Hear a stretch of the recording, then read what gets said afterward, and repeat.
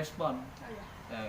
Kita bahkan merespon positif ketika ada generasi-generasi muda khususnya yang alumni madrasah atau SD sudah peduli terhadap adik-adiknya. Paling tidak ini sudah kami rencanakan sejak dulu. Bahkan di MI sini pun juga begitu. Kita sudah merencanakan hal yang literasi ini sudah 2 tahun yang lalu.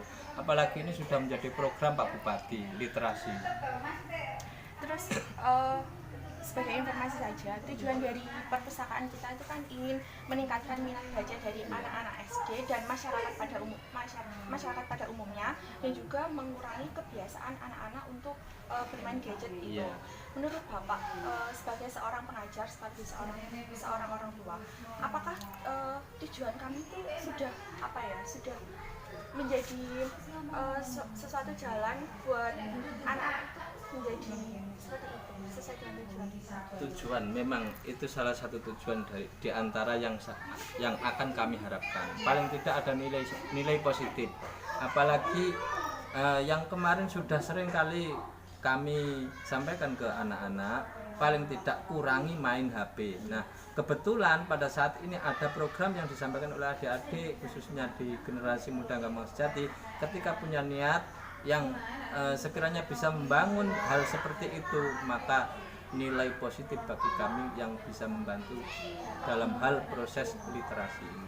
Menurut Bapak efektif nggak ini adanya perpustakaan ini? Sangat efektif. Cuma nanti ketika kepengen waktu yang lebih banyak lagi, bisa nanti selain biar tidak ada kesan mengganggu waktu KBM, bisa nanti ketika waktu liburan, hari Jumat atau hari Minggu sore bisa. Terus kami ini kan masih pemula ya Pak ya, masih pemula. Kadang itu semangatnya masih naik turun buat melakukan ini. Apalagi kalau misalnya datang ke tempat yang kita inginkan tapi targetnya tidak sesuai.